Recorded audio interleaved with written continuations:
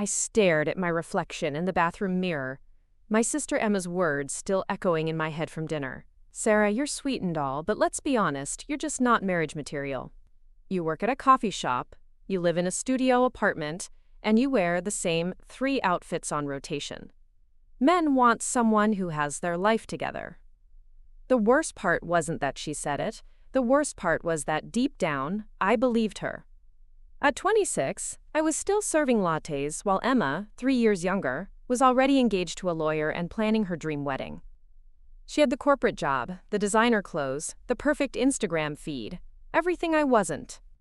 I splashed cold water on my face and headed to work at Brew & Bean, the small coffee shop where I'd been working for the past 4 years. It wasn't glamorous, but I loved the regular customers, the smell of fresh coffee, and the quiet moments between rushes when I could read behind the counter. Emma called it having no ambition. I called it being content. The morning rush was particularly brutal. The espresso machine kept malfunctioning, we were short-staffed, and a line of increasingly impatient customers stretched out the door. I was frantically trying to fix the machine when I heard a deep voice say, "Take your time, I'm in no rush." I looked up to see a man in his early 30s, tall, with dark hair and kind eyes. He was wearing a simple black t-shirt and jeans, but something about the way he carried himself suggested he was used to being in charge. Most customers tapped their phones impatiently or sighed loudly, but he just smiled and waited. "I'm so sorry about this," I said, finally coaxing the machine back to life. "What can I get you?" "Just a black coffee, please. And maybe some of that banana bread if you have any left." As I prepared his order, I noticed he was reading a worn paperback copy of 100 Years of Solitude. "Good book," I said, nodding toward it. His face lit up. "You've read Garcia Marquez?" "He's one of my favorites. I have a whole shelf dedicated to magical realism authors." We talked for a few minutes about books, and I found myself genuinely laughing for the first time in weeks. When I handed him his coffee, he said, "I'm Daniel, by the way." "Sarah?" "Well, Sarah, this might sound forward, but would you like to grab dinner sometime? Somewhere we can talk about books without a line of caffeine-deprived people behind me?" I almost said no. Emma's voice whispered in my head about not being good enough, about how someone like him probably just felt sorry for me. But something in his eyes made me take a chance. I'd like that. We exchanged numbers, and he left with a smile that made my heart race. It wasn't until my coworker Mia Googled his name later that we discovered Daniel Morrison wasn't just any customer. He was the CEO of Morrison Tech, a software company worth billions. His photo was on the cover of Forbes, and his net worth was estimated at over $3 billion. "Holy crap, Sarah," Mia whispered, showing me her phone. "Do you know who you just gave your number to?" I stared at the screen in disbelief. The Daniel who read Garcia Marquez and waited patiently for his coffee was one of the most successful entrepreneurs in the country. I felt sick. He probably asked me out as some kind of charity case, or maybe he didn't even intend to follow through. But he did call. That very evening. "I hope it's not too soon," he said, but I couldn't stop thinking about our conversation. "Are you free tomorrow night?" We met at a small Italian restaurant in my neighborhood, nothing fancy. Daniel arrived in the same jeans and t-shirt style, and when I mentioned that I'd looked him up online, he looked genuinely embarrassed. "I hope that doesn't change anything," he said. "Money has a way of complicating relationships before they even start." "To be honest, it's a little intimidating," I admitted. "I serve coffee for a living." "And you're passionate about literature, you're kind to customers even when they're rude, and you have this way of making people feel heard. Those things matter more than job titles." Over dinner, I learned that Daniel had grown up in a middle-class family and started his company in his garage. He'd been married once before to someone Emma would have called perfect, a successful lawyer who looked great on paper, but who, according to Daniel, never really saw him as a person. "She loved the idea of being with a CEO," he said sadly, "but she never wanted to just sit and talk about books or watch terrible movies on a Sunday afternoon." We talked until the restaurant closed, and then walked around the neighborhood for another hour. When he dropped me off at my apartment building, he didn't try to kiss me or invite himself up. He just said, "I had an amazing time, Sarah. Can I see you again?" Over the next few weeks, we fell into an easy rhythm. Daniel would stop by the coffee shop most mornings, and we'd have dinner 2 or 3 times a week.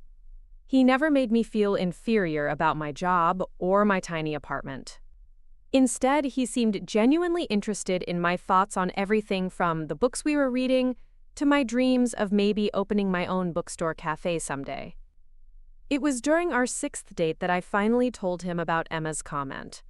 We were walking through Central Park after dinner, and I'd been quieter than usual. "My sister thinks I'm not marriage material," I said suddenly. "She says I don't have my life together enough for someone to want to build a future with me." Daniel stopped walking and turned to face me. "Sarah, look at me. Your sister is wrong, dead wrong. You're intelligent, compassionate, funny, and you see beauty in everyday moments that most people miss. Any man would be lucky to build a life with you." I wanted to believe him, but 3 weeks later, Emma's engagement party forced me to face my insecurities head-on. She'd been planning this party for months, and it was everything you'd expect: elegant venue, designer dress, gourmet catering. When I arrived alone, I could feel the familiar wave of inadequacy wash over me. "Where's this mysterious boyfriend of yours?" Emma asked, air-kissing me at the entrance. "You've been so secretive about him." I'd told my family I was seeing someone but hadn't mentioned Daniel's last name or what he did, partly because I was still processing it myself, and partly because I didn't want Emma to think I was trying to compete with her. "He had a work thing," I said, which was true. Daniel was in meetings all evening with investors from Japan. The party was exactly as I'd expected. Emma's friends talked about their careers in finance and marketing, their upcoming vacations to Europe, their expensive apartments. I smiled and nodded, feeling more out of place by the minute. It was Emma's maid of honor, Jessica, who delivered the final blow. "Emma told us about your coffee shop job," she said with a condescending smile. "How cute that you're still figuring out what you want to be when you grow up." I excused myself to the bathroom, fighting back tears. I was 26 years old, and I felt like I was being treated like a child playing dress-up in the adult world. Maybe Emma was right. Maybe I wasn't built for the kind of life everyone else seemed to want. I was about to call an Uber and leave early when my phone buzzed with a text from Daniel. "Meeting ended early. Mind if I crash the party? I'd love to meet your family." Before I could respond, there was a commotion near the entrance. Emma's fiancé, Brad, was loudly greeting someone, and I heard him say, "No way! Daniel Morrison! Dude, I follow your company's stock!" My heart stopped. I pushed through the crowd and saw Daniel standing there in a well-tailored suit, holding a bottle of champagne and looking completely at ease despite being the center of attention. "Sarah," he smiled when he saw me, and the genuine warmth in his voice cut through all my anxiety. He walked over and kissed my cheek. "Sorry I'm late. Traffic was terrible." The room had gone quiet. I could see Emma's face in my peripheral vision, her mouth slightly open as she tried to process what was happening. "Everyone," I said, my voice steadier than I felt, "this is Daniel. Daniel, this is my family." What followed was surreal. Brad immediately launched into conversation about tech stocks and business strategy. Emma's future mother-in-law mentioned that she'd read about Daniel in Vanity Fair. Jessica, who'd been condescending to me 20 minutes earlier, suddenly wanted to know all about how we'd met. But Daniel navigated it all with grace, deflecting attention back to Emma and Brad when appropriate, asking genuine questions about their wedding plans, and treating everyone with respect. When someone asked how we'd met, he said simply, "Sarah made the best coffee I've ever had," and we started talking about books. I knew immediately that I wanted to get to know her better. Later, as the party was winding down, Emma pulled me aside. Her perfectly composed demeanor had cracked slightly, and she looked genuinely confused. "Sarah, I don't understand. How did you— Daniel Morrison?" "The Daniel Morrison? He's just Daniel to me," I said quietly. "He comes into my coffee shop, we talk about books, and he makes me laugh. That's how it started." "But you didn't tell me who he was." "Because it doesn't matter who he is, it matters who he is with me." Emma was quiet for a long moment. Then she said, "I owe you an apology. What I said about marriage material, that was horrible. And wrong." It wasn't a complete transformation. Emma was still Emma, but it was a start. The months that followed were like something out of a fairy tale, except more real and grounded than any fairy tale I'd ever read. Daniel never tried to change me or upgrade my life in flashy ways. Instead, he found small ways to show he cared. He bought me first edition copies of my favorite books. He helped me research business plans for my bookstore cafe dream. He spent Sunday mornings in my tiny apartment, reading while I made pancakes, perfectly content in the small space that Emma had called depressing. We traveled together, but not always to glamorous destinations. We spent a weekend in a small Vermont town famous for its independent bookstores. We took a road trip to visit the house where Louisa May Alcott wrote Little Women. We went to literary festivals and spent entire days browsing used bookshops. Daniel introduced me to his world slowly and gently. I met his business partners at casual dinners rather than formal events. When he had to attend galas or corporate functions, he never pressured me to go. But when I did, he stayed close and made sure I felt included. The media attention was the hardest part. Once word got out that Daniel Morrison was seriously dating someone, photographers started showing up at the coffee shop. Articles appeared online speculating about our relationship, often with unflattering photos of me looking confused and overwhelmed.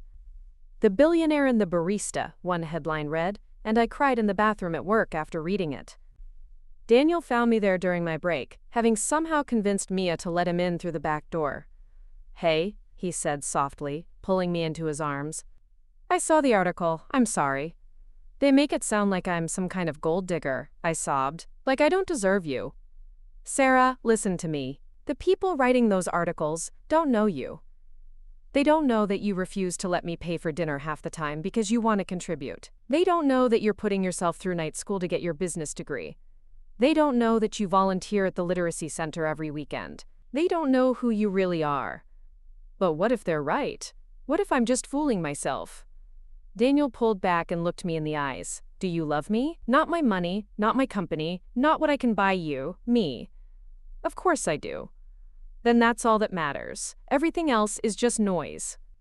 That night, Daniel did something that surprised me. He posted on his rarely used Instagram account a simple photo of us reading together on his couch, my feet in his lap, both of us completely absorbed in our books. The caption read, "Found my favorite reading partner. Some people collect art or cars. I collect quiet moments like this. #grateful, #love, #books." It was simple, but it was real, and somehow, it felt like the most romantic gesture anyone had ever made for me. A year and a half after we met, Daniel proposed in the most perfectly imperfect way possible. We were in my apartment on a rainy Sunday morning, both reading in bed with coffee and leftover pizza from the night before. I was wearing his old Columbia t-shirt and had my hair in a messy bun. I looked up from my book to find him staring at me with the strangest expression. "What?" I asked, suddenly self-conscious. "I love you," he said simply. "I love you in my t-shirt, with pizza grease on your fingers, and your hair doing that thing it does when you've been reading for hours. I love that you argue with me about book endings and that you cry during commercials with dogs. I love that you make me want to be better than I was before I met you." He reached into his nightstand drawer and pulled out a small velvet box. "Sarah Elizabeth Chen, will you marry me? Will you let me spend the rest of my life bringing you coffee in bed and arguing about whether Garcia Marquez is better than Borges?" The ring was perfect, a simple solitaire that caught the morning light streaming through my tiny apartment window. But more than that, the moment was perfect. No grand gestures, no photographers, no audience. Just us, in our pajamas, surrounded by books and the quiet happiness we'd built together. "Yes," I whispered, and then louder, "Yes, of course, yes." As he slipped the ring onto my finger, I thought about Emma's words from what felt like a lifetime ago. Not marriage material. I'd believed her then, but sitting there with Daniel, I realized she'd been wrong about what marriage material actually meant. It wasn't about having the perfect job or the perfect apartment or the perfect life plan. It was about finding someone who loved you for exactly who you were. Someone who saw beauty in your ordinary moments. Someone who wanted to build something real and lasting together. The wedding planning process revealed just how much Daniel understood me. When I expressed anxiety about having a huge, elaborate ceremony, he immediately suggested alternatives. "What if we did something small?" he said. "Just family and close friends. Maybe at that bookstore in Vermont we loved? I bet they'd let us use their garden." Emma, to her credit, threw herself into helping plan the kind of wedding that actually suited me. She seemed to understand, finally, that bigger and more expensive didn't always mean better. "I was so wrong about you," she told me one day while we were looking at simple, elegant dresses. "I thought success looked like one thing, but watching you and Daniel together, you have something I'm not sure I have with Brad." "What do you mean?" "You genuinely like each other, like, even when you're not trying to impress anyone, you just enjoy being together. Brad and we look good on paper, but I don't know if we'd choose to spend a rainy Sunday reading together." It was the most honest conversation Emma and I had ever had. The wedding day itself was everything I'd dreamed of but never dared to ask for. We were married in the garden behind North Shore Bookstore in Manchester, Vermont, surrounded by 50 of our closest family and friends. I wore a simple ivory dress that I'd found at a vintage shop, and Daniel wore a navy suit with a tie that matched the cover of the first book we'd bonded over. Instead of traditional vows, we read passages from our favorite books to each other. Daniel chose a section from Captain Corelli's Mandolin about love being a temporary madness that settles into quiet understanding. I chose lines from Like Water for Chocolate, about love transforming ordinary ingredients into something magical. There wasn't a dry eye in the garden, including Emma's, who later told me it was the most beautiful wedding she'd ever attended. The reception was held in the bookstore itself, with dinner served among the stacks and a playlist that included everything from jazz standards to indie folk. Instead of a traditional cake, we had a dessert bar featuring treats from local bakeries, including the banana bread from Brew and Bean. During our first dance, Daniel whispered in my ear, "No regrets?" I looked around at our friends and family, at the books surrounding us, at the fairy lights twinkling overhead, and at the man who'd seen me for exactly who I was from the very beginning. "Only one," I said, and his face fell slightly. "I regret that I ever believed I wasn't enough."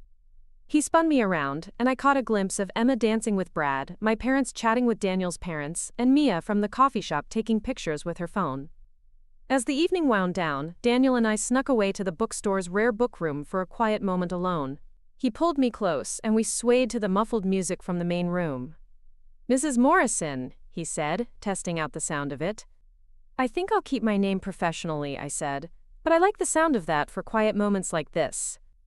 "Speaking of professional names," he said, reaching into his jacket pocket, "I have something for you." He handed me an envelope, and inside was a business license application, already filled out except for my signature. "Morrison Chen Books and Coffee," it read. "A literary cafe and independent bookstore." "Daniel, I can't let you." "You're not letting me do anything," he interrupted. "This is a business investment. I've seen your business plan, remember? It's solid. You'll pay me back with interest, and I'll get to brag that I knew the owner of the city's best bookstore before she was famous."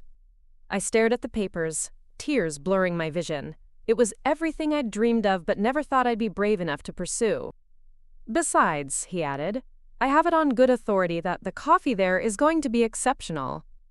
6 months later, Morrison Chen Books and Coffee opened its doors in a cozy space in Greenwich Village. The front half was a bookstore specializing in literary fiction, poetry, and essays.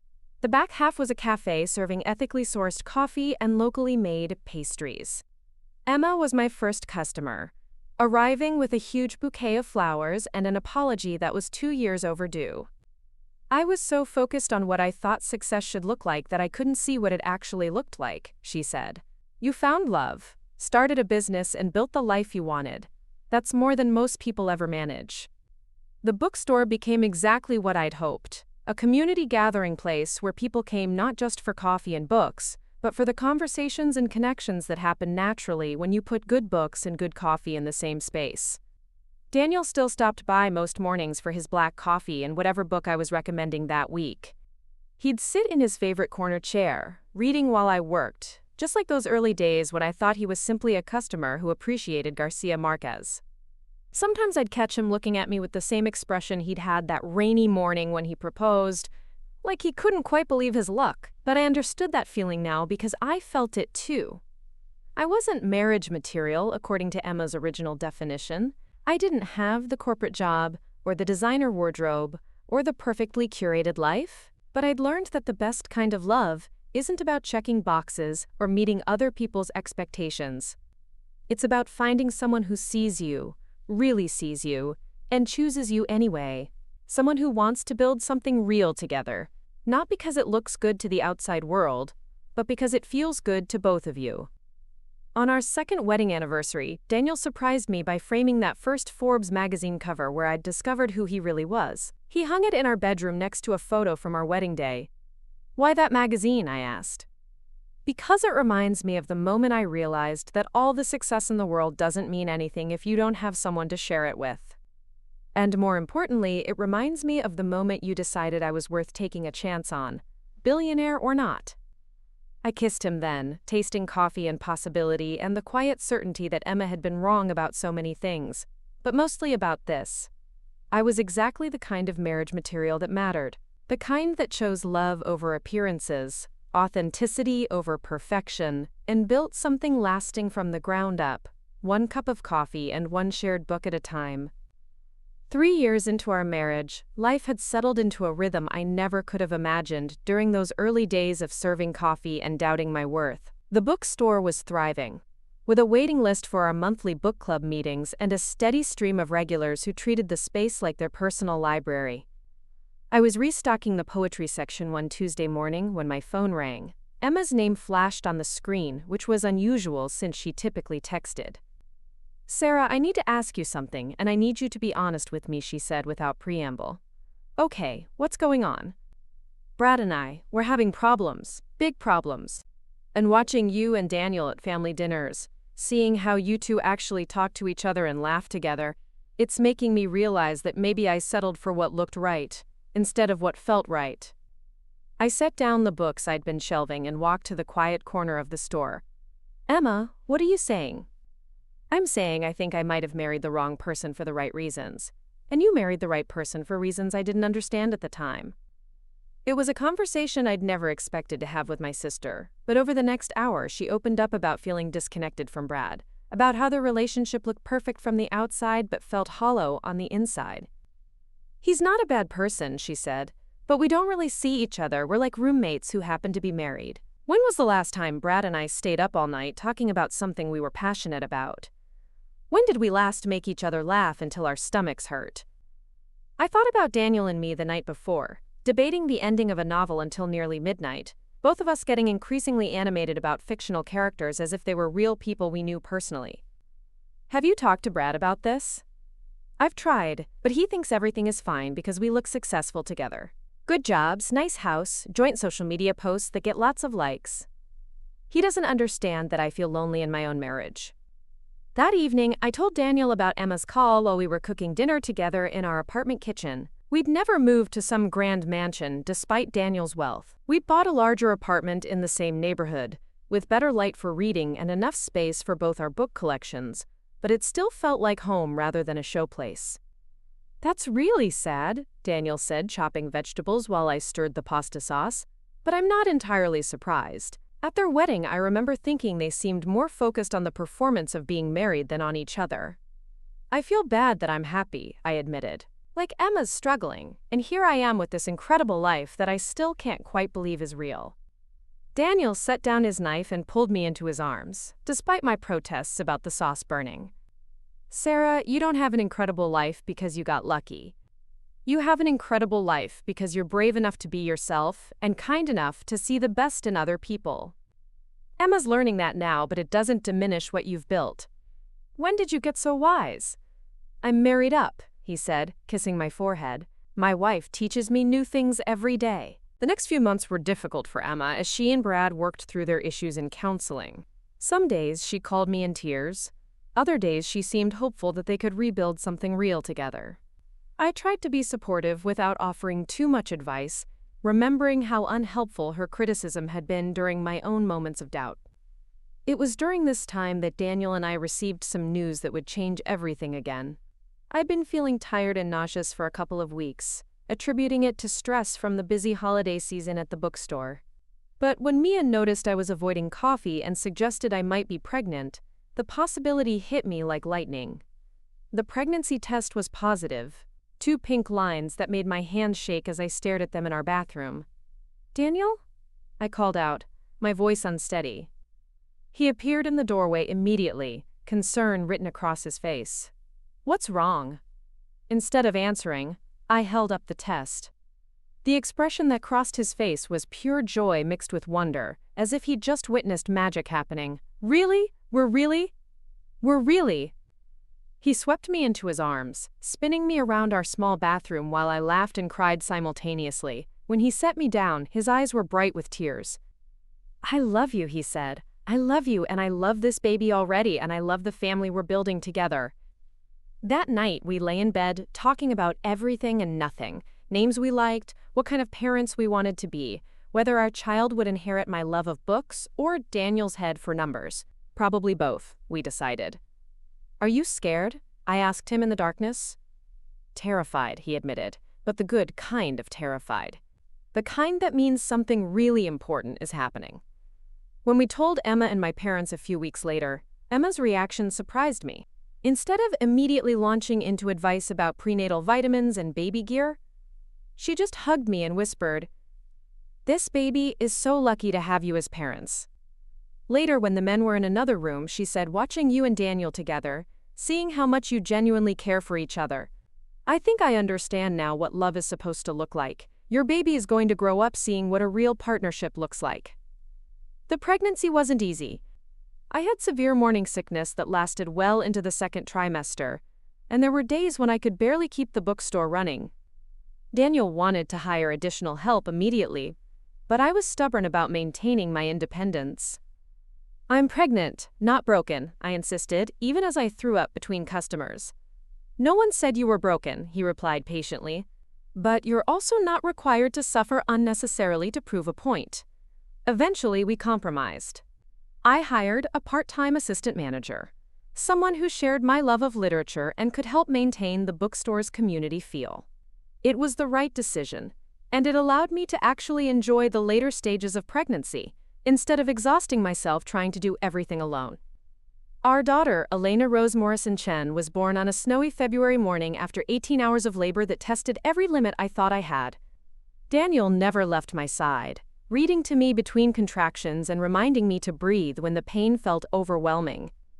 When Elena finally arrived, tiny and perfect and covered in dark hair that matched her father's, I understood immediately why people said that having a child changes everything.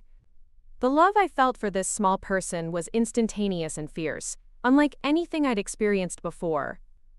"She's perfect," Daniel whispered, tears streaming down his face as he held her for the first time. "Sarah, we made a person, a whole entire person." "She has your eyes," I said, though in truth all newborns' eyes looked pretty much the same to me. "She has your stubborn chin," he replied, making me laugh despite my exhaustion. Elena's birth brought unexpected healing to my relationship with Emma. She was one of our first visitors in the hospital, arriving with flowers and a beautiful handmade baby blanket. "I've been thinking a lot about family lately," she said as she held Elena for the first time. "About what really matters. I was so focused on achieving some perfect life that I forgot to actually live. But watching you build something real with Daniel, and now seeing you become a mother, I want that kind of authenticity in my own life." She and Brad had ultimately decided to separate, a decision that had been painful but ultimately necessary for both of them. Emma was staying in their apartment while Brad moved out, and she was seeing a therapist to work through her own patterns and expectations. "I'm not sure what comes next," she admitted, "but for the first time in years, I feel like I'm being honest with myself about what I actually want, not what I think I should want."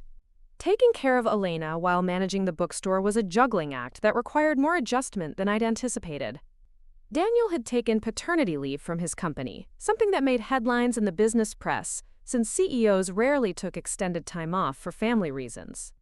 "Let them talk," he said, when I expressed concern about the attention. "I'm not missing these early weeks with our daughter because someone thinks it looks bad for business." Those first few months were a blur of feedings and diaper changes and sleepless nights, but they were also filled with small miracles. Elena's first smile, the way she'd calm down when Daniel read to her in his deep voice, the peaceful weight of her sleeping against my chest during the quiet afternoon hours at the bookstore. Customers loved having a baby around. Regular patrons would stop by just to see Elena, and new parents started coming to the store specifically because it was a welcoming space for families.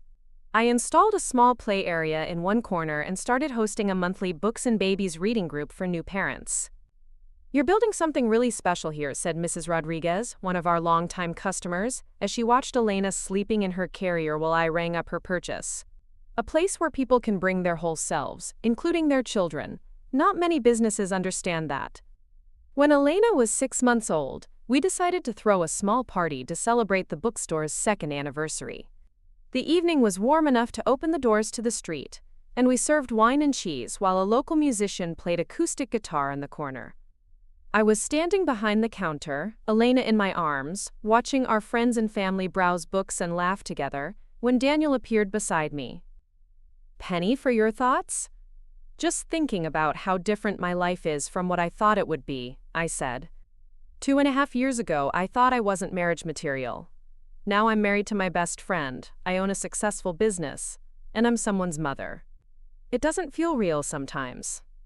"It's real," he said, wrapping his arms around both Elena and me, "and it's exactly what you deserve, what we all deserve." Emma appeared beside us, wine glass in hand, and a genuine smile on her face. She'd been dating someone new, a teacher she'd met at her book club, and she seemed lighter than I'd seen her in years. "I owe you both an apology," she said suddenly. "Actually, I owe you more than an apology. I owe you thanks." "For what?"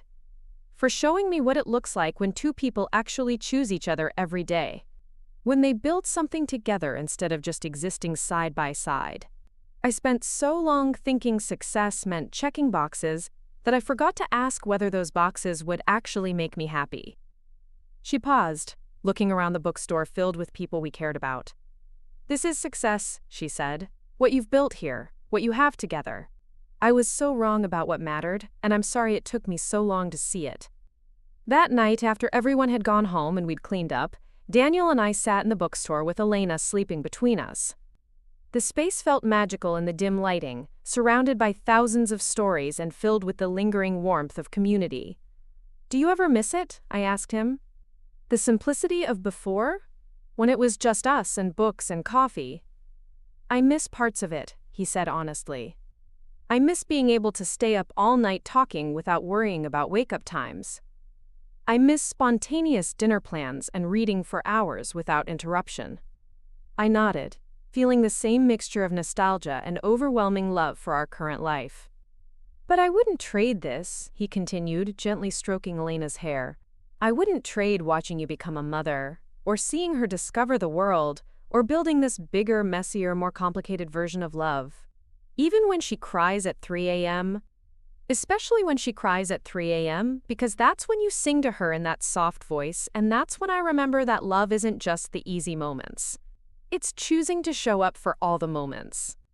As if on cue, Elena stirred and opened her eyes, looking up at us with the serious expression she wore when she was taking in her surroundings. Daniel picked her up and walked over to the poetry section, pulling out a volume of Mary Oliver. "What do you think, Elena? Should Daddy read you some poetry?" He began reading Wild Geese in his low, soothing voice, and Elena's eyes grew heavy again. I watched my husband reading to our daughter in our bookstore, surrounded by the life we'd built together, and felt a contentment so deep, it almost took my breath away. This was what Emma had missed in her original assessment of marriage material. It wasn't about having the perfect credentials or the most impressive lifestyle. It was about finding someone who wanted to read poetry to your baby at midnight, in a bookstore you'd built together. It was about growing together instead of just growing up. It was about choosing love in all its ordinary, extraordinary moments. "I love you," I whispered to both of them, to this life we'd created, to the future stretching out before us full of books and coffee and small hands learning to turn pages.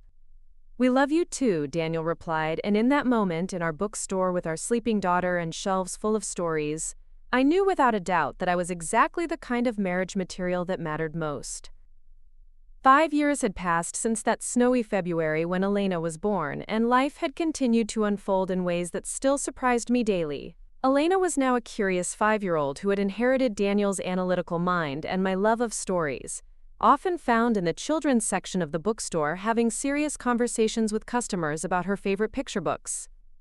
The bookstore had expanded into the space next door, allowing us to add a larger cafe area and host author readings and writing workshops. What had started as my small dream had become a cornerstone of the neighborhood, the kind of place where proposals happened between the stacks and book clubs turned into lasting friendships.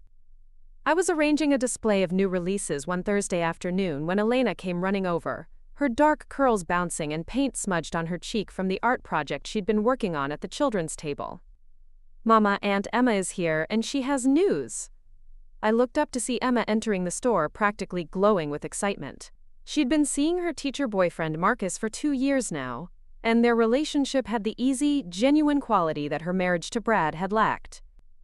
"Okay, I can't keep this secret any longer," Emma announced, holding up her left hand to reveal a simple, elegant engagement ring. "Marcus proposed last night."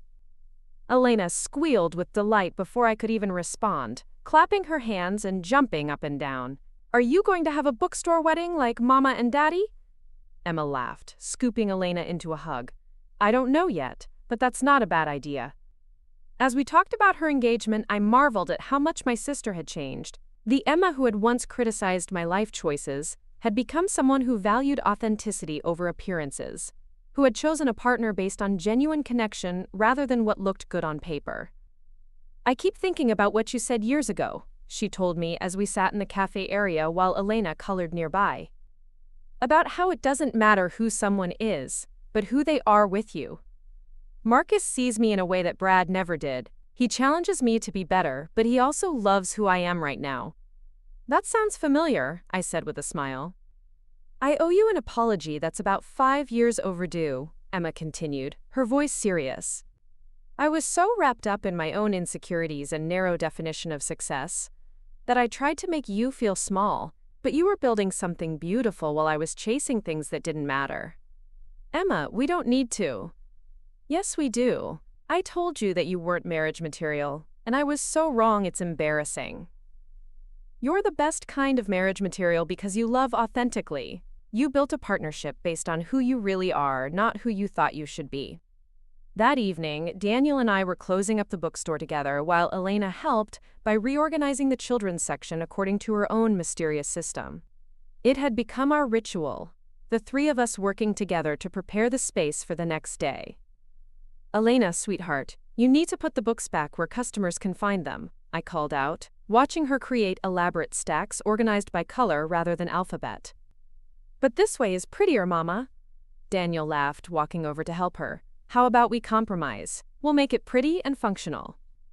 I watched them work together, Elena standing on a small stool so she could reach the higher shelves, while Daniel guided her hands to the right spots. These quiet evening moments were still my favorite part of each day.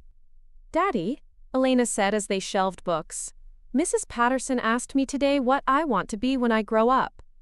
"What did you tell her?" "I said I want to be like Mama. I want to have a bookstore and help people find stories they love and marry someone who reads to me every night." I felt my throat tighten with emotion. This child, who had been surrounded by books and love since birth, saw our life as something worth aspiring to. "Those are excellent goals," Daniel told her seriously. "But remember, you can be anything you want to be. Doctor, teacher, astronaut, artist. The world is full of possibilities." "I know, Daddy, but I like books and coffee and making people happy. That seems like a good job to me." Later that night, after Elena was asleep and we were finally alone in our apartment, Daniel and I sat on our couch with our own books, my feet in his lap in the same position we'd been in the morning he proposed. "I got a call today," Daniel said, looking up from his novel. "Forbes wants to do a follow-up article about us, 5 years later kind of thing." I groaned. The original media attention around our relationship had mostly died down, but occasionally someone wanted to revisit the billionaire and barista story. "What did you tell them?" "I said I'd ask you, but that I wasn't particularly interested in having our private life dissected again for entertainment." "Good answer.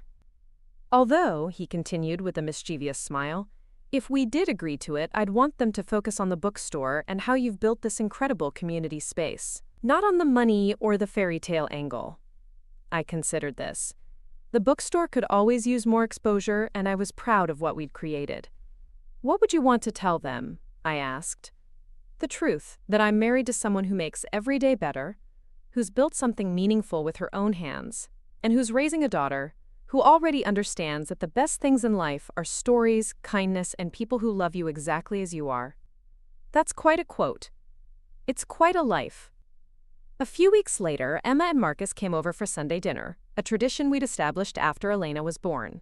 Marcus was everything Brad hadn't been: genuine, funny, completely smitten with Emma, and unimpressed by wealth or status. He and Daniel bonded over their shared love of baseball, while Emma and I cooked, and Elena provided running commentary on everything happening around her. "Uncle Marcus," Elena announced during dessert, "Aunt Emma told me you're going to marry her. Does that mean you'll love her even when she's grumpy in the morning?" Marcus laughed while Emma pretended to be offended. "Yes, Elena, that's exactly what it means. Even when she's grumpy, even when she steals my coffee, even when she insists on watching romantic comedies that make me cry." "You cry at romantic comedies?" Daniel asked with amusement. "Only the good ones," Marcus replied, completely unashamed. "He cried at The Princess Bride last week," Emma added, "during the Two Woves speech." "As any reasonable person would," I said, earning a grateful look from Marcus. This was what family looked like, I realized. Not perfect people living perfect lives, but imperfect people choosing to love each other anyway, sharing meals and laughter, and the comfortable teasing that comes with deep affection. After dinner, while the adults cleaned up, Elena curled up in her favorite reading chair with a book, unconsciously mimicking the way Daniel and I spent our quiet moments. Emma noticed too. "She's going to break hearts someday," Emma said quietly, "but more importantly, she's going to know her own worth. That's the gift you and Daniel are giving her. The gift of knowing she's enough exactly as she is. The gift of seeing what real love looks like every single day." That night, as I was tucking Elena into bed, she looked up at me with serious 5-year-old eyes. "Mama, why did Aunt Emma used to be sad?" I paused, surprised by the question. "What makes you think she was sad?" "She looks different now, happier, like when you smile at Daddy and your whole face lights up." Children saw everything, I realized. Even when we thought we were protecting them from adult complexities, they picked up on the emotional undercurrents around them. Sometimes grown-ups make choices that they think will make them happy, but they don't, I said carefully. Aunt Emma learned that it's better to choose things that feel right in your heart, not just things that look right to other people. Like how you and Daddy chose each other. Exactly like that. Good, Elena said with satisfaction. I want to choose with my heart too. As I kissed her goodnight and turned off her light, I thought about the journey that had brought us to this moment. From that painful dinner where Emma had declared me unmarriageable, to this evening where my daughter was learning to trust her own heart by watching the love that surrounded her. The next morning brought its usual rhythm, Daniel stopping by for coffee before heading to work, Elena helping me arrange the children's section, regular customers settling into their favorite corners with books and lattes. But there was also something new, a young woman, probably in her early 20s, sitting alone at a table with a cup of coffee and a worn paperback. She looked nervous, checking her phone repeatedly and glancing toward the door. When a young man entered and started looking around uncertainly, she waved him over with a shy smile. First date, Mia whispered to me as we watched them introduce themselves and settle into conversation about the book she was reading. How can you tell? Same nervous energy you had when Daniel first asked you out. Plus, she ordered 3 different drinks before settling on a simple coffee. I smiled, remembering my own first date jitters. The young couple was deep in conversation now, their initial awkwardness melting away as they discovered shared interests. Think they'll make it? Mia asked. I think, I said, watching the way the young man leaned forward when the woman spoke, genuinely interested in what she had to say, quote, they have a good chance. Because that's what I'd learned over these years of marriage, parenthood, and building a business. Love wasn't about being perfect for each other. It was about being real with each other. It was about choosing to see the best in someone while accepting their flaws. It was about building something together that was stronger than what either person could create alone. That evening, as Daniel read Charlotte's Web to Elena for what had to be the 100th time, I reflected on how much had changed since Emma's harsh words had made me question my own worth. I'd learned that being marriage material wasn't about meeting someone else's checklist of requirements. It was about knowing yourself well enough to recognize genuine love when it appeared, and being brave enough to choose it over safer, more conventional options. "Mama, you're smiling," Elena observed from her position curled against Daniel's side. "I'm just happy," I told her honestly. "Because of the story?" "Because of everything." And it was true. I was happy because of the story, not just Charlotte's Web, but our story. The story of a woman who thought she wasn't enough, discovering that she was exactly enough for the right person. The story of two people building a life together based on shared values rather than shared status. The story of a little girl growing up surrounded by books and love and the unshakable knowledge that she was cherished exactly as she was. As Daniel finished the chapter and Elena drifted off to sleep, I thought about all the stories that had brought us to this moment, the books that had sparked our first conversation, the fairy tales Emma had tried to impose on both our lives, and the real story we were still writing together, one ordinary, extraordinary day at a time.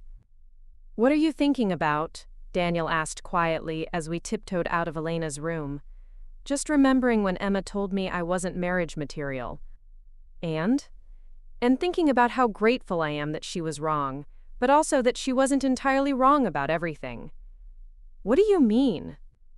"I wasn't the kind of marriage material she thought mattered, but I was exactly the kind that actually does matter.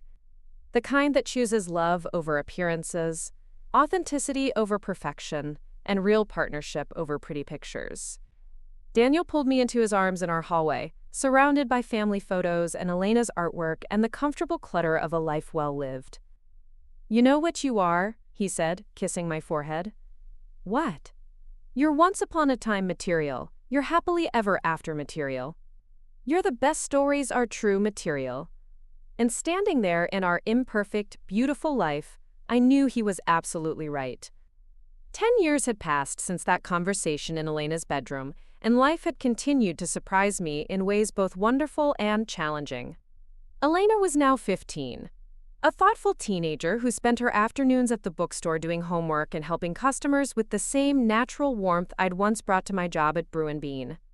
She had Daniel's height and my stubborn streak, along with an independent spirit that both thrilled and occasionally terrified us. The bookstore had become something neither Daniel nor I had originally envisioned.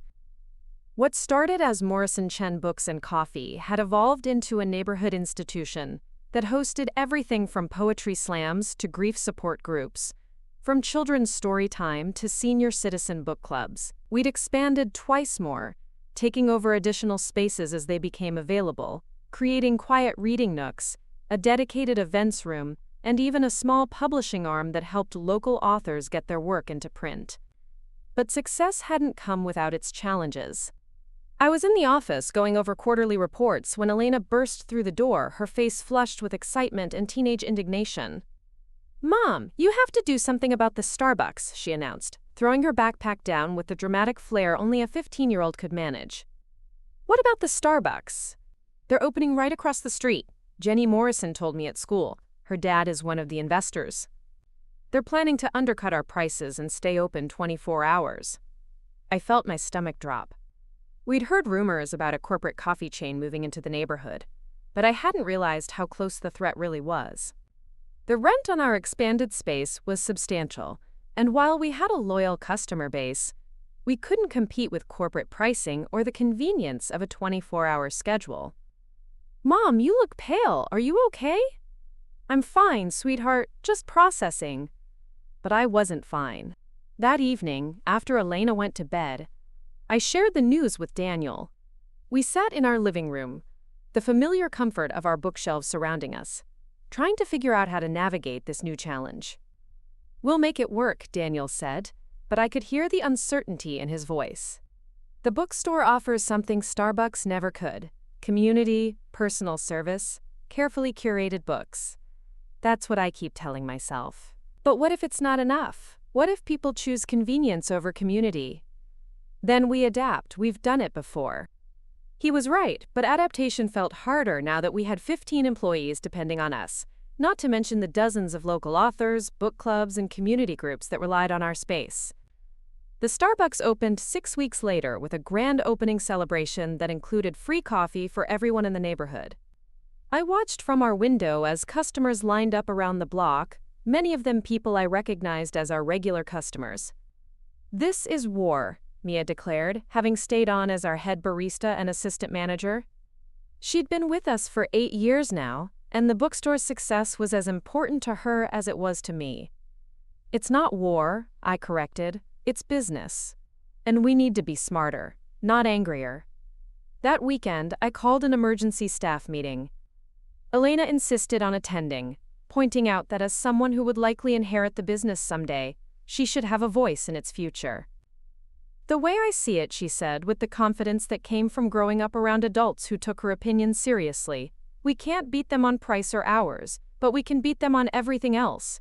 What do people come here for that they can't get anywhere else?" It was a good question. As we brainstormed, the answers came quickly. Personalized book recommendations, quiet spaces to work or study, community events, the feeling of belonging somewhere, coffee that was actually good rather than just convenient. "What if we doubled down on being the anti-Starbucks?" suggested James, our newest hire and a recent college graduate with a degree in marketing. "What if we made our whole brand about being the opposite of corporate coffee culture?" Over the next month, we implemented changes that felt both risky and necessary. We extended our hours, but not to compete with Starbucks. Instead, we opened earlier to catch the neighborhood's dog walkers and early commuters. We launched a Know Your Barista program, where regular customers could request drinks made by their favorite staff members. We started a subscription service for customers who wanted us to curate monthly book selections for them. Most importantly, we leaned into being genuinely local. We partnered with other neighborhood businesses, hosted more author events, and created a community corner where local artists could display their work and neighborhood groups could post announcements. The changes worked, but slowly.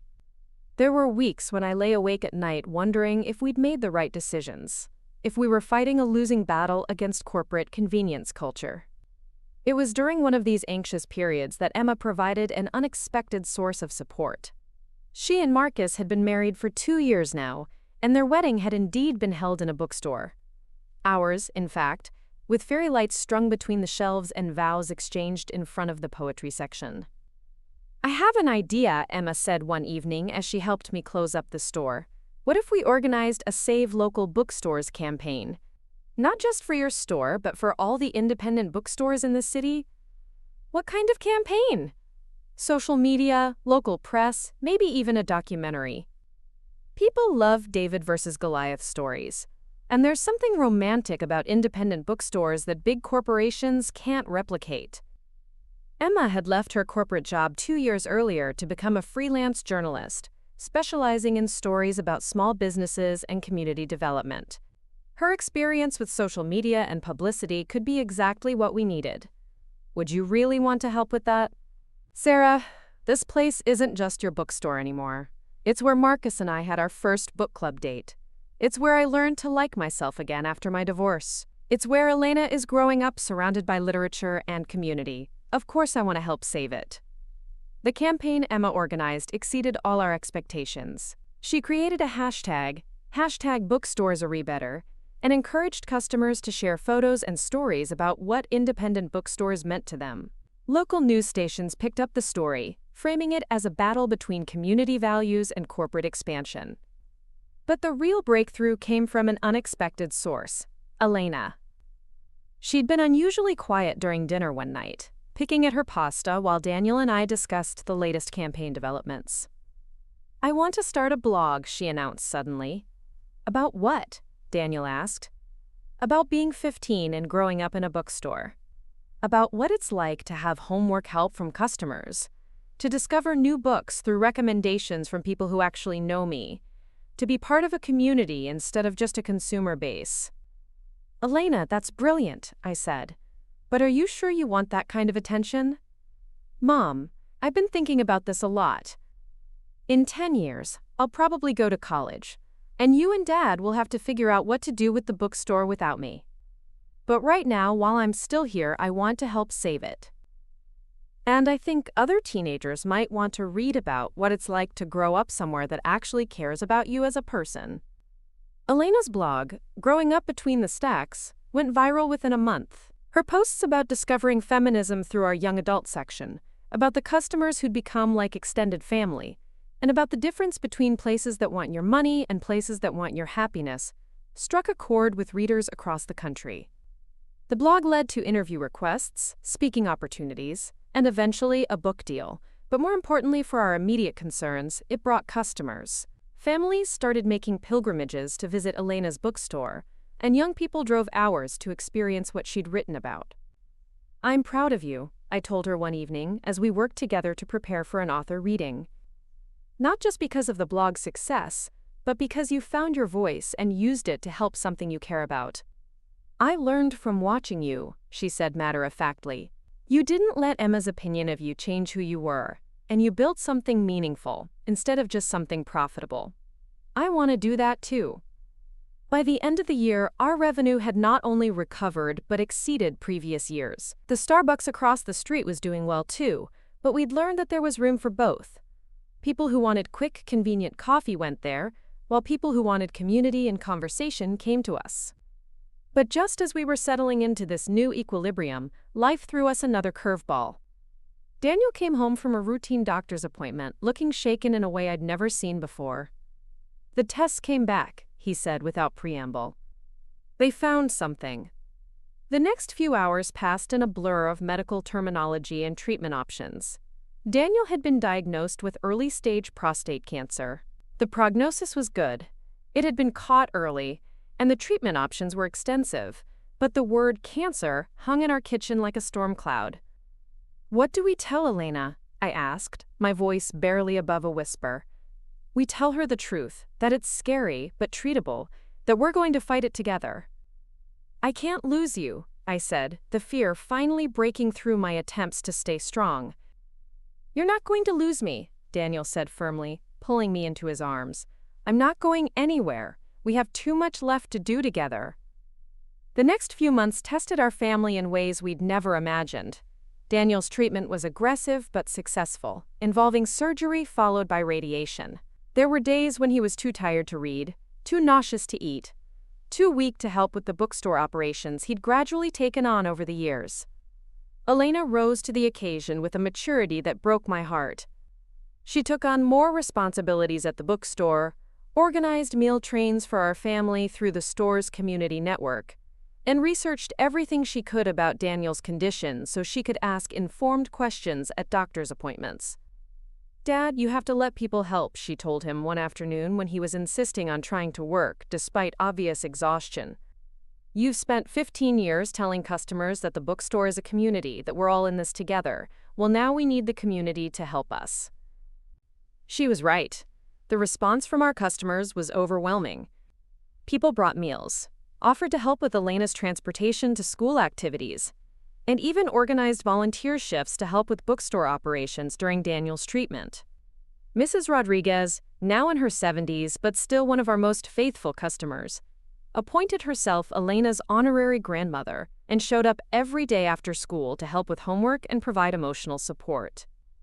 "This is what you built," Emma told me one evening as we watched Elena laugh with a group of customers who'd become like family. "Not just a business, but a real community that takes care of each other." Daniel's treatment was successful. The cancer was eliminated, and his prognosis was excellent. But the experience changed all of us in profound ways.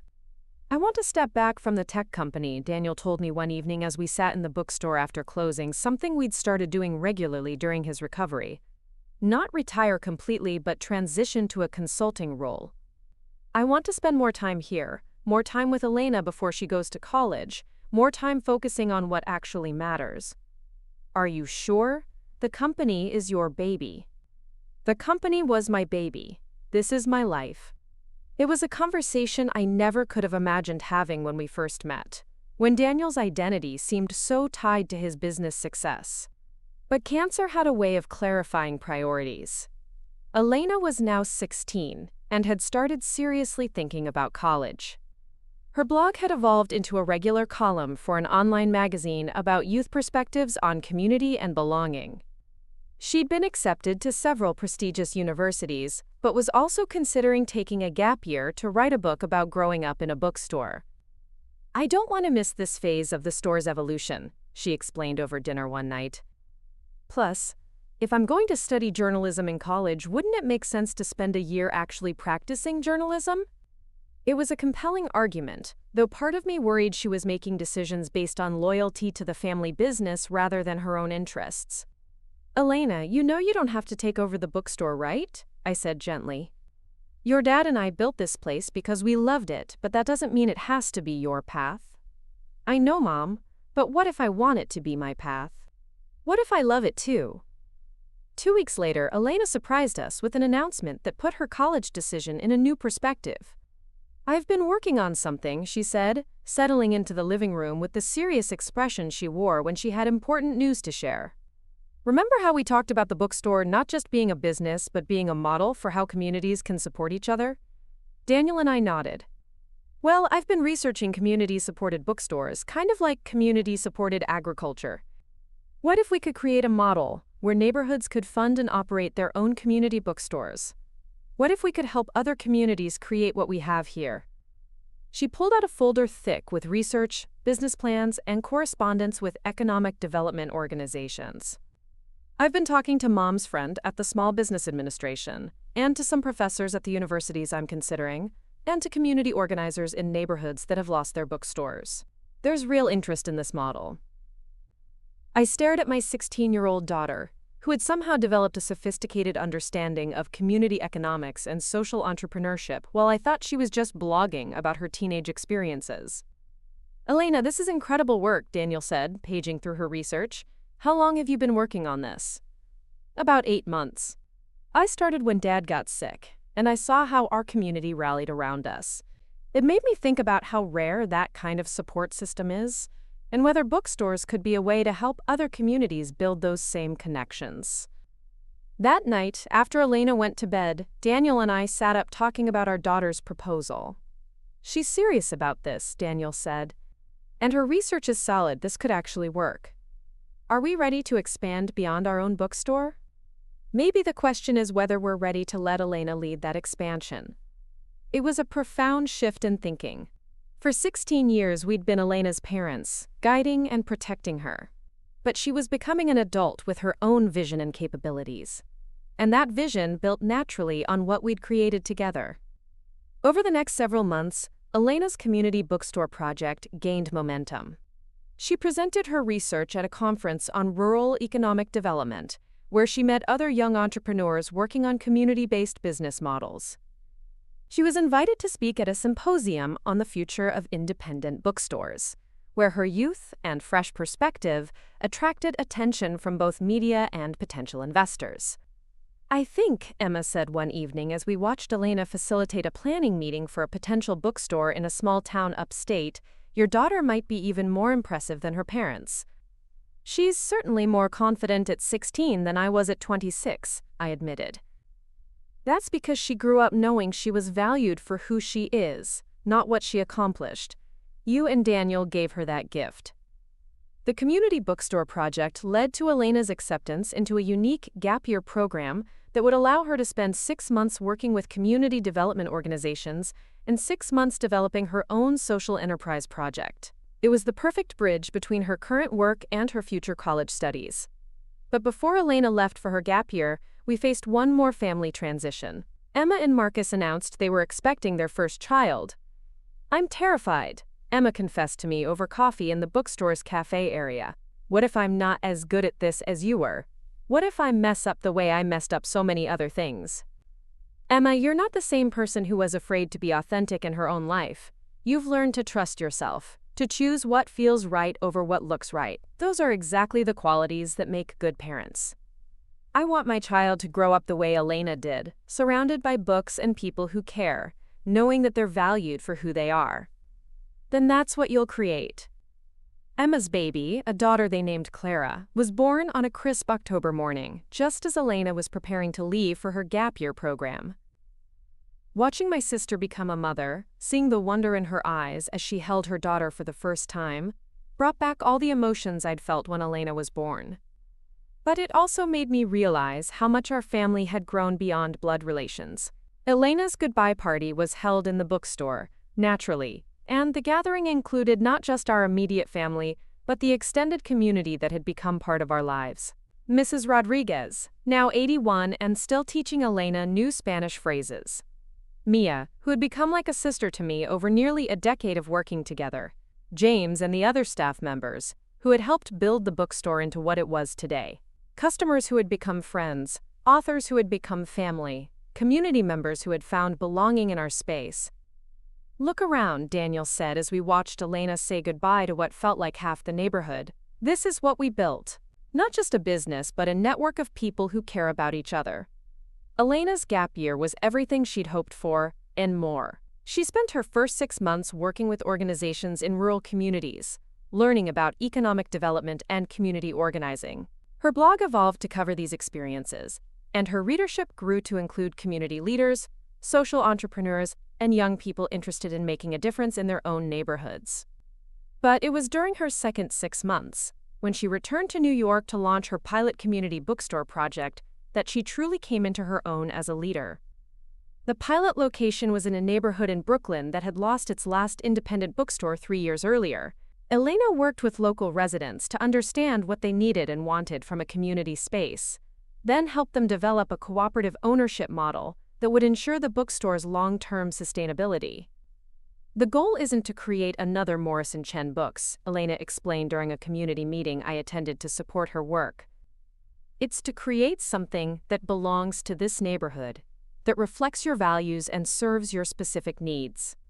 Watching my 18-year-old daughter facilitate that meeting, listening carefully to community members' concerns, asking thoughtful questions, helping people find common ground, I felt a pride that went beyond typical parental satisfaction.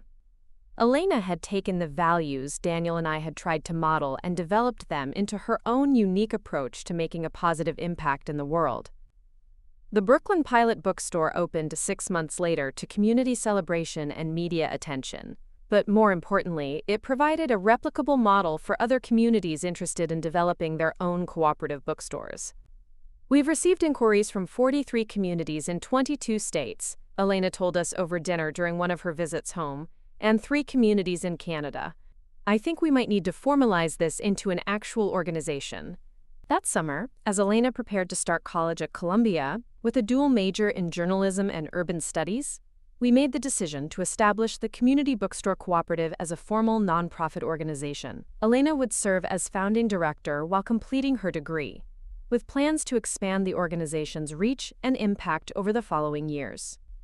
"I can't believe our daughter is starting a national nonprofit before she's even started college," I said to Daniel as we watched Elena prepare for her first board meeting. "I can," Daniel replied. "She grew up watching you build something meaningful from nothing. She learned that business can be about more than profit, that success can be measured in community impact as well as financial returns." Elena's freshman year at Columbia was a whirlwind of academic work, nonprofit management, speaking engagements, and continued community bookstore development. She came home most weekends, partly to help with the original bookstore, and partly because our kitchen table had become the unofficial headquarters for the Community Bookstore Cooperative. It was during one of these weekend visits that Elena broached a subject that had been on all our minds but that none of us had directly addressed. "I've been thinking about succession planning," she said over Sunday breakfast, with the matter-of-fact tone she'd inherited from Daniel. "Succession planning?" I asked. "For Morrison Chen Books, you and Dad won't want to run it forever, and I won't be available to take over for at least 4 years, probably longer if I go to graduate school. We should start thinking about how to transition the business to employee ownership, or find other ways to ensure it continues serving the community even after your involvement changes." It was a conversation I'd been avoiding, partly because the bookstore had become so central to my identity that I couldn't imagine life without it, and partly because I couldn't bear the thought of losing what we'd built together. "What are you thinking?" Daniel asked. "A few options. We could transition to a cooperative model like the community bookstores I'm helping establish. We could set up an employee stock ownership plan.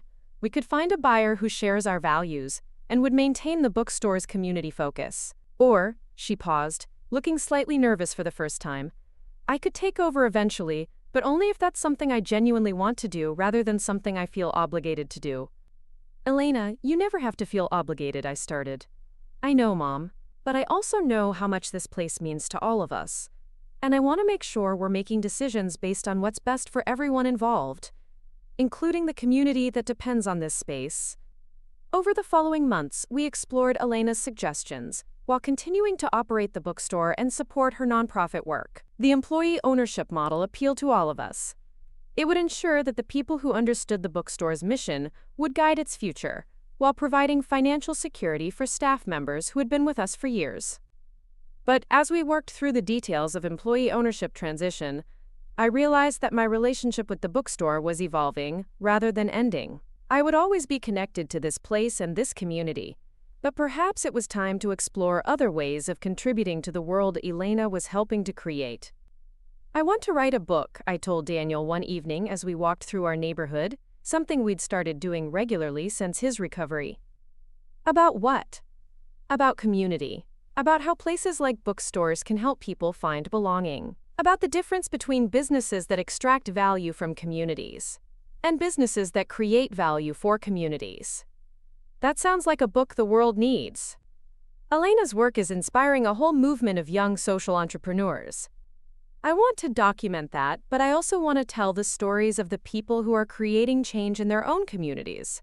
The customers who became friends, the staff members who grew into leaders, the community members who found their voice through participating in our programs. The book project gave me a new sense of purpose as we continued the employee ownership transition.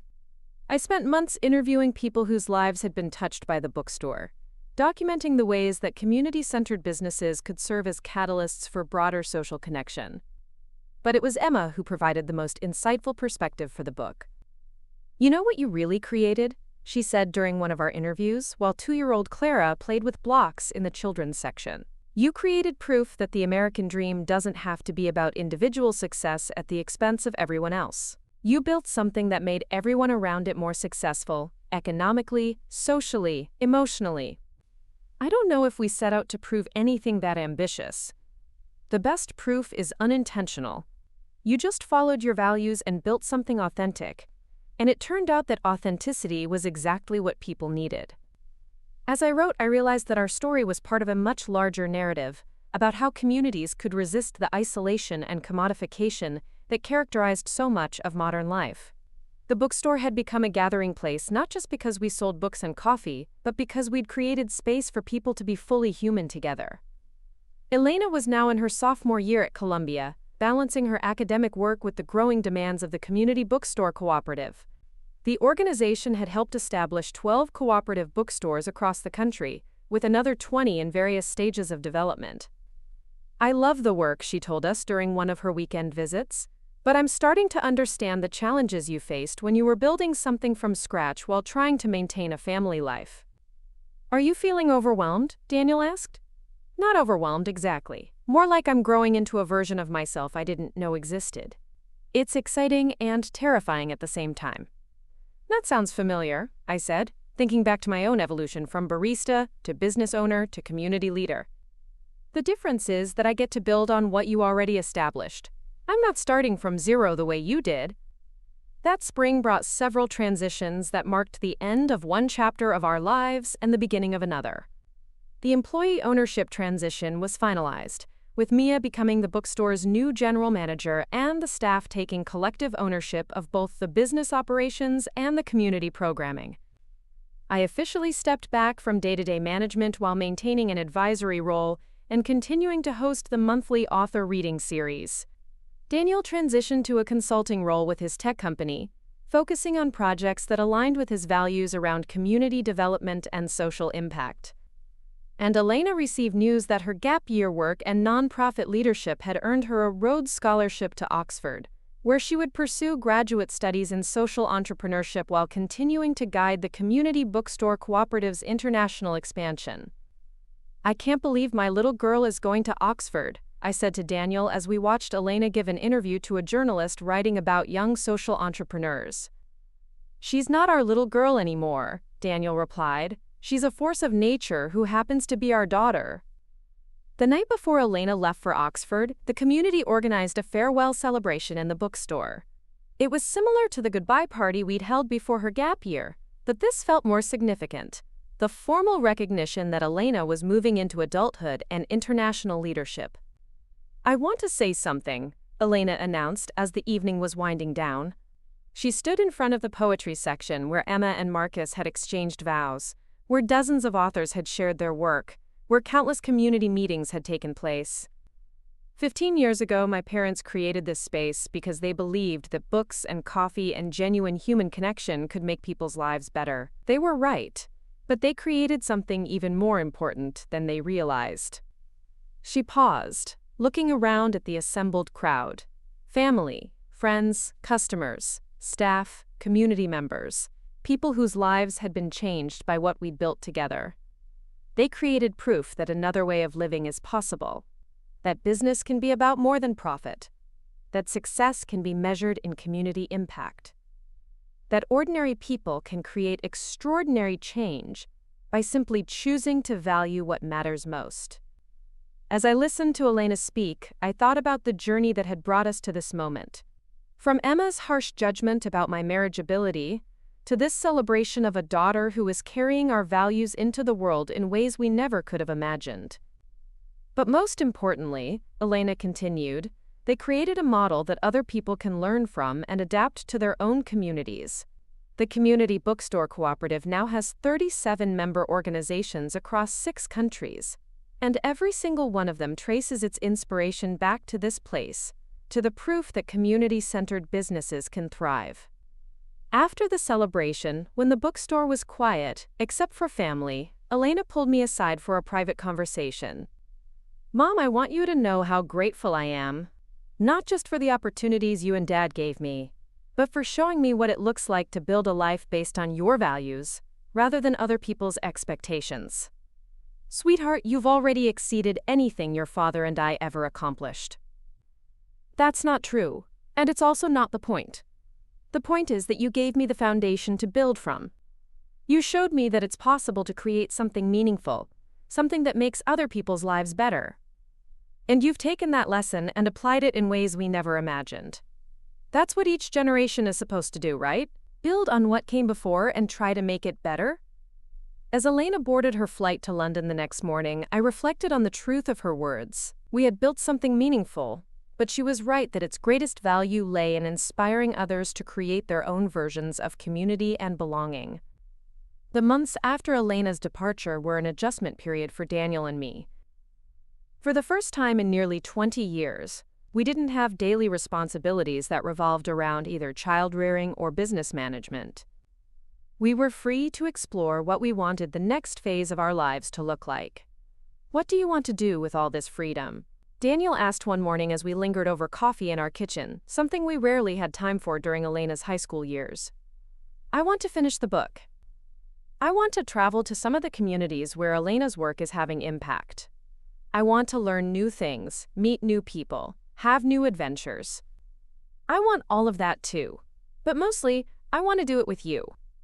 That conversation led to our decision to spend Elena's first semester at Oxford, traveling to visit community bookstore cooperative sites across the United States and Canada. We wanted to document the impact of Elena's work, but we also wanted to explore how other communities were adapting the community-centered business model to their own needs and circumstances. Our first stop was the Brooklyn Cooperative that Elena had helped establish during her gap year. 3 years later, it had become not just a successful bookstore but a community anchor that hosted everything from voter registration drives to ESL classes to support groups for new immigrants. Elena taught us that the bookstore was just the beginning, explained Maria, one of the cooperative's member owners. Once you create a space where people feel valued and heard, they start organizing around all kinds of issues that matter to their community. We visited rural cooperatives in Vermont and Montana, urban cooperatives in Detroit and Portland, and suburban cooperatives in places like suburban Dallas and Richmond. Each had its own character and focus, but all shared the same commitment to community ownership and democratic decision-making that Elena had helped them develop. "Your daughter changed our town," said Robert, a farmer-turned-bookseller in a small Colorado community where the cooperative had helped revitalize a struggling main street. "She showed us that we didn't have to wait for someone else to solve our problems. We could create our own solutions." The travel deepened my understanding of what Elena had accomplished, but it also helped me appreciate how much our original bookstore had contributed to her vision. Every community we visited had adapted elements of our programming: author readings, book clubs, community meetings, partnerships with local organizations, while developing their own innovations based on local needs and interests. When we returned to New York in December, I had enough material to expand my book project into something much more ambitious: a comprehensive study of community-centered business models and their potential for addressing social isolation, economic inequality, and democratic participation. Elena came home for winter break with stories of her Oxford experience and updates on the Community Bookstore Cooperative's international expansion. The organization was now working with communities in the UK, Canada, Australia, and New Zealand, and had received inquiries from organizations in 12 other countries. "The model is proving to be culturally adaptable," she explained over dinner on her first night home. "Communities are taking the basic framework: democratic ownership, community programming, local partnerships, and creating institutions that reflect their own values and needs." "Are you planning to continue this work after you finish at Oxford?" Daniel asked. "I think so, but probably not in the same capacity. I want to teach, to help develop academic programs that prepare young people for careers in social entrepreneurship. The movement is big enough now that it needs institutional support, not just individual leadership." "You want to become a professor?" "I want to become someone who helps other people become leaders." That night, as Daniel and I lay in bed listening to Elena video call with cooperative organizers in Australia, her day, their tomorrow, I marveled at how far we'd all traveled from that painful dinner where Emma had declared me unmarriageable. "Do you ever think about how different our lives would be if I'd believed Emma?" I asked Daniel. "I think about how different the world would be," he replied. "Not just our world, but the world of everyone who's been touched by what we built together. That's a lot of pressure. That's a lot of impact." As Elena's winter break progressed, I found myself observing her with new eyes.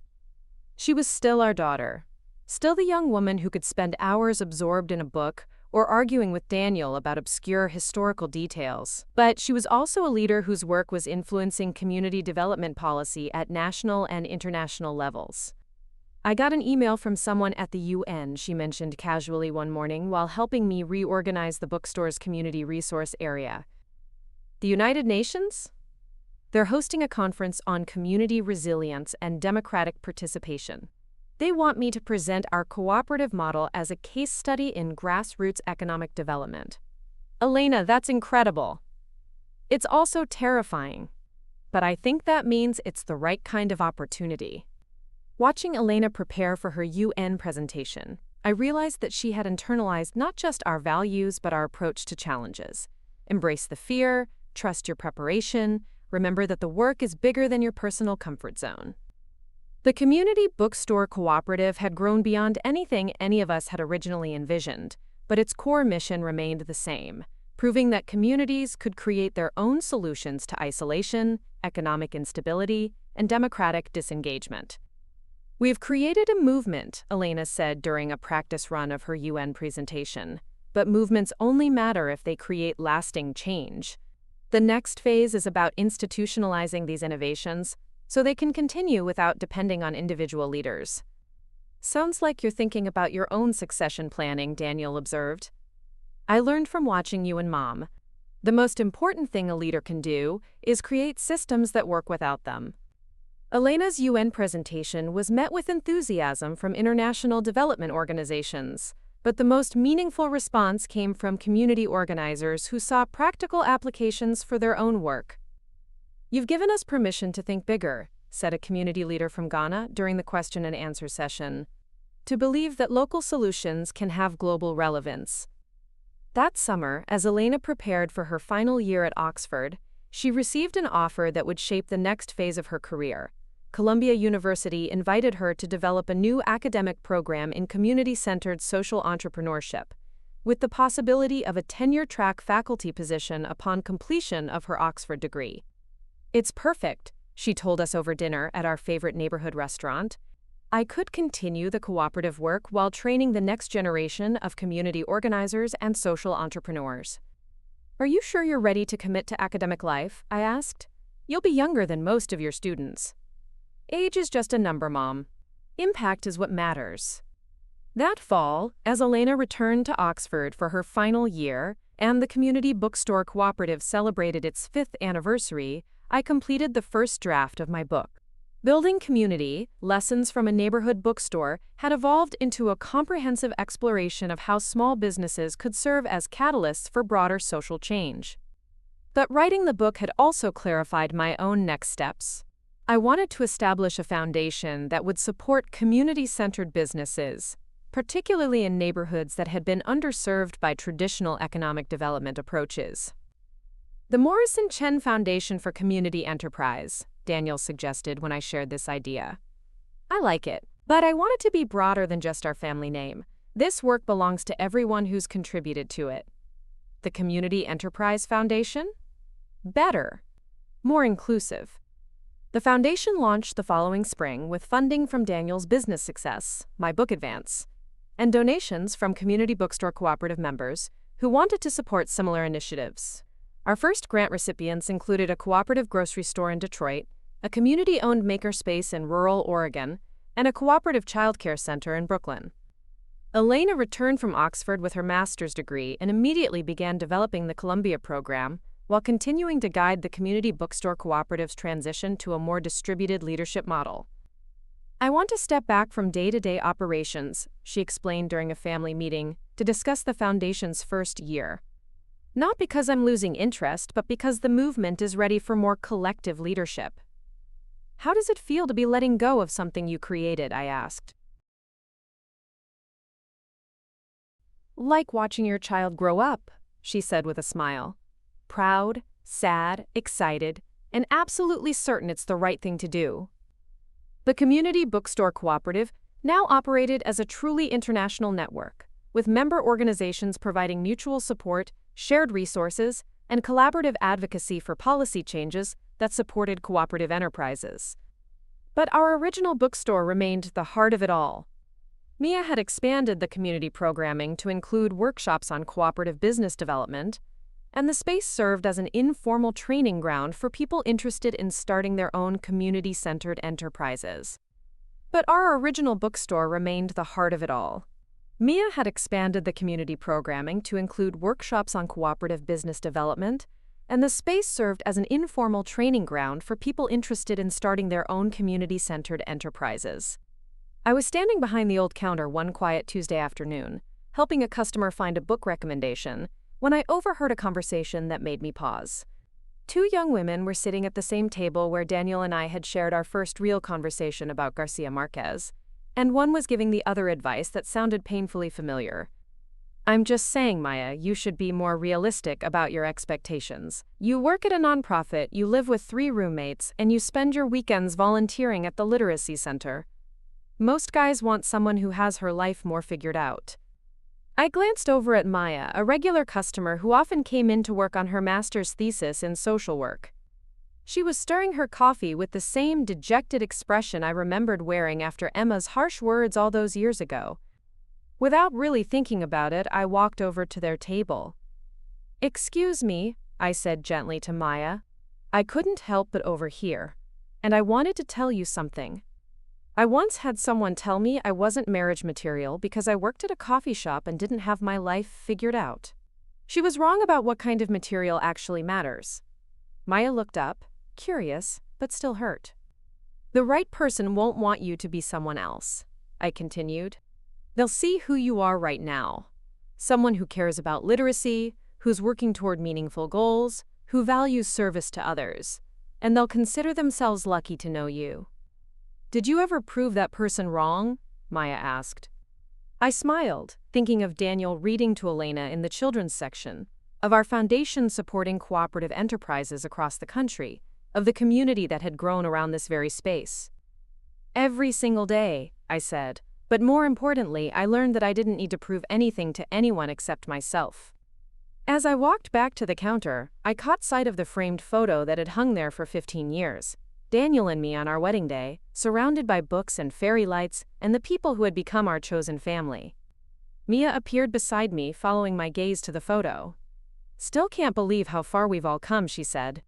"The best part," I replied, watching Maya's friend apologetically backtrack her advice while Maya sat up straighter with renewed confidence, "is that the story keeps going.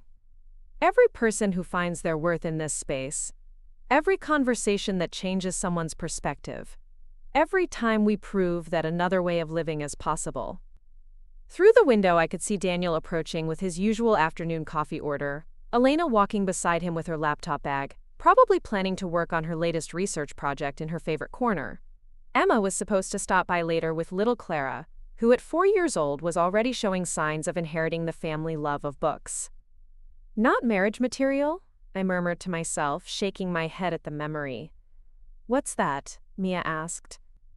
"Nothing," I said, straightening the photo and turning to greet my family as they entered our bookstore, the place where we'd proven that the best kind of love story isn't about becoming someone else's idea of perfect, but about finding people who help you become the best version of yourself. Just remembering how wrong people can be when they don't understand what really matters. And as Daniel smiled at me across the room, as Elena waved from her usual table, as the afternoon light streamed through windows that had witnessed thousands of conversations and connections and small moments of transformation, I knew with absolute certainty that we had built something that would outlast all of us. A legacy of love, community, and the radical belief that ordinary people could create extraordinary change simply by choosing to see the best in each other. The story was far from over, but this chapter was complete. The end.